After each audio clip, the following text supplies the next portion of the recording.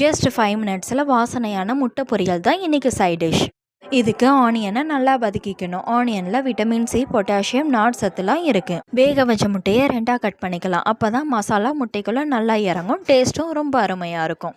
முட்டை குழந்தைகளுக்கு, பேச்சுலர்ஸ்க்கு மட்டும் இல்லை, எல்லாருக்குமே ரொம்ப பிடிக்கும். குழந்தைகளுக்கு சொல்லணும்னா அவங்களோட வளர்ச்சிக்கு முட்டை ரொம்பவே முக்கியம். மூளை செயல்திறனையும் அதை அதிகப்படுத்தும்.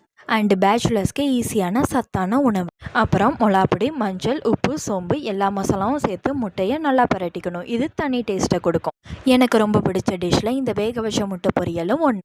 அதனாலே எங்கள் வீட்டில் எக் ஆம்லேட், ஆஃப் ஆயில், முட்டை பொரியல் அப்படின்னு டிஃப்ரெண்ட்டாக வீக்லி 5 டேஸும் செஞ்சு சாப்பிடுவோம். நல்லா வதங்கின ஆனியனோட இந்த மசாலா தடவின எக்கையும் ஆட் பண்ணிக்கலாம். இது நல்லா வேகும் போது நல்ல ஸ்மெல்லும் வருது. இப்படியே எல்லா எக்கையும் சேர்த்துக்கலாம். என்ன மாதிரியே யாருக்கெல்லாம் இந்த வேக வச்ச முட்டை பொரியல் பிடிக்கும்னு மறக்காம கமெண்ட் பண்ணுங்க. ஆனியனோட எக்கையும் சேர்த்து நல்லா வேக வைக்கணும். நல்லா வெந்ததுக்கு அப்புறம் ஸ்மெல்லும் டேஸ்ட்டும் ரொம்பவே சூப்பர்.